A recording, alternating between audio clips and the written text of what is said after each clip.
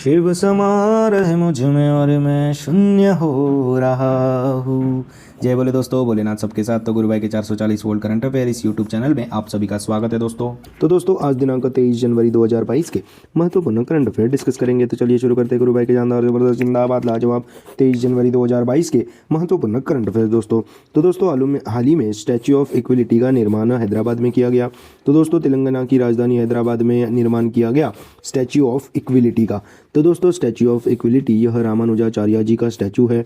यह 216 फीट ऊंची प्रतिमा है। 5 फरवरी 2022 को प्रधानमंत्री Narendra Modi ji statue of equality का अनावरण करेंगे, लॉन्च करेंगे। तो दोस्तों रामानुजाचार्य जी 11वीं सदी के संत और क्रांतिकारी समाज सुधारक थे। इनकी ही मूर्ति को स्टैच्यू ऑफ इक्विलिटी कहा गया है दोस्तों। और दोस्तों यह दुनिया की दूसरी सबसे ऊंची मूर्ति है जो बैठी हुई मुद्रा में है दोस्तों। तो दोस्तों पहली सबसे ऊंची बैठी हुई मूर्ति थाईलैंड में बुद्ध की मूर्ति है दोस्तों। तो दोस्तों स्टैच्यू ऑफ इक्विलिटी यह पंचलोहा यानी कि 5 मेटल के मिश्रण से बनी है दोस्तों।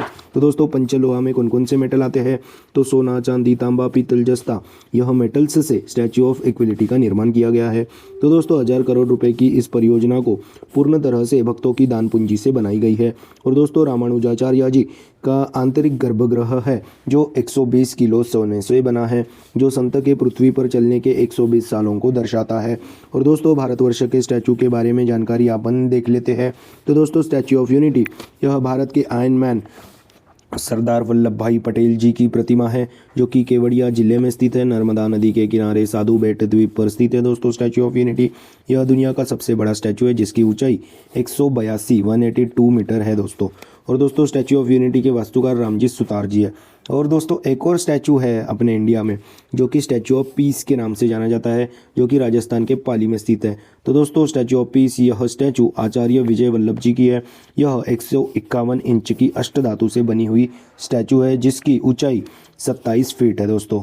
तो दोस्तों हाल ही में स्टैच्यू ऑफ इक्विलिटी का निर्माण तेलंगाना की राजधानी हैदराबाद में किया गया।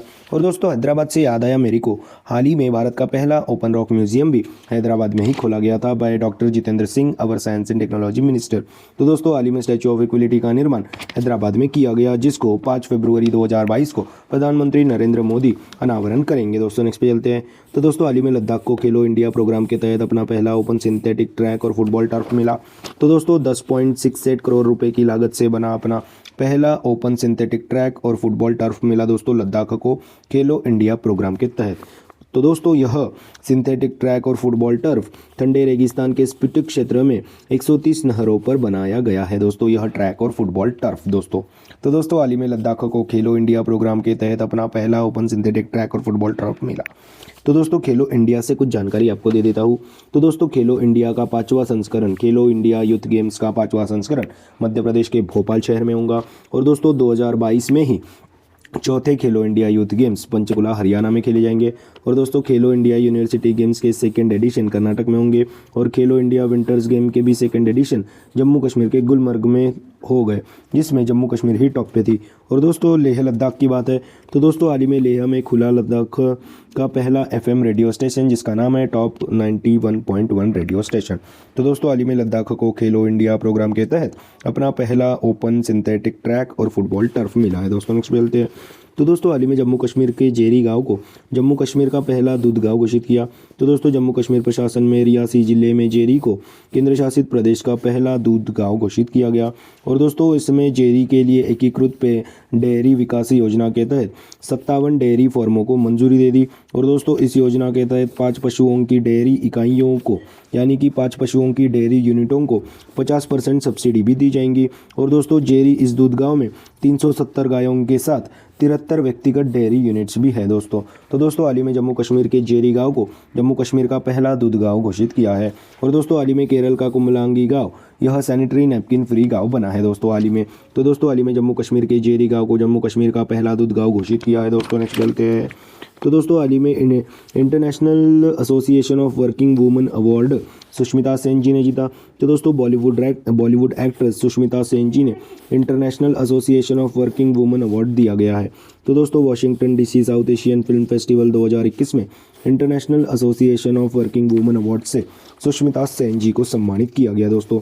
और दोस्तों उनकी सीरीज़ आर्या 2 के लिए एक टीवी सीरीज़ है जिसमें एक महिला लीड एक्ट्रेस के लिए उत्कृष्ट प्रदर्शन परफॉर्मेंस बेस्ट परफॉर्मेंस के लिए सुष्मिता सेन जी को सम्मानित किया गया है दोस्तों। तो दोस्तों हाल ही में international association of working women award Sushmita Sen ji ने जीता है। और दोस्तों हाल ही में हर्षाली मल्होत्रा जी को 12वां डॉक्टर अंबेडकर अवार्ड दिया गया। और दोस्तों आलिया भट्ट को पेटा इंडिया ने पर्सन ऑफ द ईयर 2021 के रूप में चुना गया दोस्तों। तो दोस्तों हाल ही में international association of working women award Sushmita Sen ji ने जीता है दोस्तों। नेक्स्ट पे चलते हैं। तो दोस्तों हाल ही में दुनिया भर में अकेले उड़ान भरने वाली सबसे कम उम्र की महिला ज़ारा रुदरफोर्ड बनी है। तो दोस्तों 19 वर्षीय ज़ारा रुदरफोर्ड बनी दुनिया भर में अकेले उड़ान भरने वाली सबसे कम उम्र की महिला दोस्तों। और दोस्तों उन्होंने 5 महाद्वीपों के 31 देशों की यात्रा की है। तो दोस्तों ज़ारा रुदरफोर्ड जी माइक्रोलाइट एरोप्लेन में दुनिया भर में अकेले उड़ान भरने वाली सबसे कम उम्र की महिला बनी है दोस्तों। और दोस्तों हाल ही में एमी बॉन स्मिथ जी अमेरिकी परमाणु वाहक पोत का नेतृत्व करने वाली पहली महिला बनी थी।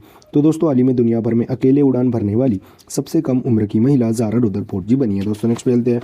तो दोस्तों हाल ही में बारबाडोस देश की प्रधानमंत्री मिया अमोर मोटली जी को चुना गया। तो दोस्तों फिर से एक बार बारबाडोस देश की प्रधानमंत्री मिया अमोर मोटली जी बनी है दोस्तों बात अभी बारबाडोस की है। तो दोस्तों बारबाडोस देश को हाल ही में ब्रिटिश रूल के लगभग 400 साल के बाद बारबाडोस देश अब भी गणतंत्र हुआ है, आज़ाद हुआ है।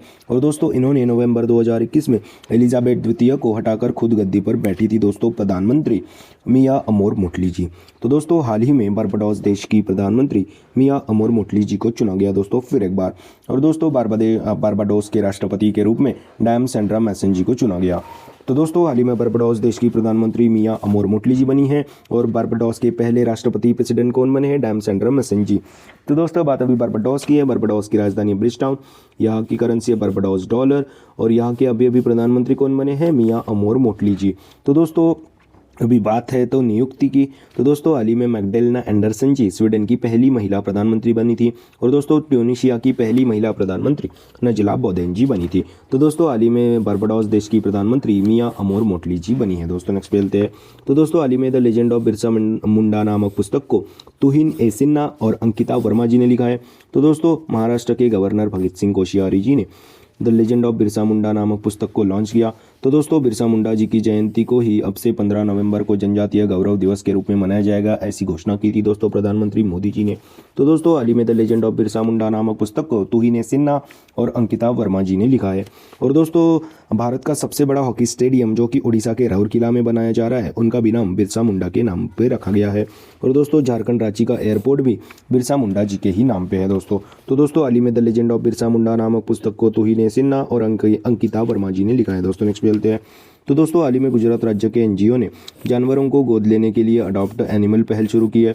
तो दोस्तों अहमदाबाद का सुंदरवन मिनी चिड़ियाघर चलाने वाला एनजीओ है, उसने कोविड-19 के द्वारा वित्तीय कठिनाइयों को दूर करने के लिए अडॉप्ट एनिमल यह पहल शुरू की है। तो दोस्तों इस पहल में गोद लेने वाले व्यक्ति को उस जानवर का मेंटेनेंस और देखभाल खुद करना होगा पूरा का पूरा। तो दोस्तों हाल ही में गुजरात राज्य के एनजीओ ने जानवरों को गोद लेने के लिए अडॉप्ट एनिमल पहल शुरू की है दोस्तों। नेक्स्ट चलते हैं। तो दोस्तों हाल ही में विजय शेखर शर्मा जी को यूनिवर्सल एक्सेप्टेंस स्टीयरिंग ग्रुप के ब्रांड एम्बेसडर के रूप में नियुक्त किया गया। तो दोस्तों पेटीएम के संस्थापक विजय शेखर शर्मा जी को यूनिवर्सल एक्सेप्टेंस स्टीयरिंग ग्रुप के ब्रांड एम्बेसडर के रूप में चुना गया। तो दोस्तों यूनिवर्सल एक्सेप्टेंस स्टीयरिंग ग्रुप यह उन भाषाओं की स्क्रिप्ट के लिए स्टैंडर्ड्स को यानी कि मानकों को विकसित करता है दोस्तों। तो दोस्तों हाल ही में विजय शेखर शर्मा जी को यूनिवर्सल एक्सेप्टेंस स्टीयरिंग ग्रुप के ब्रांड एम्बेसडर के रूप में नियुक्त किया गया दोस्तों। नेक्स्ट चलते हैं।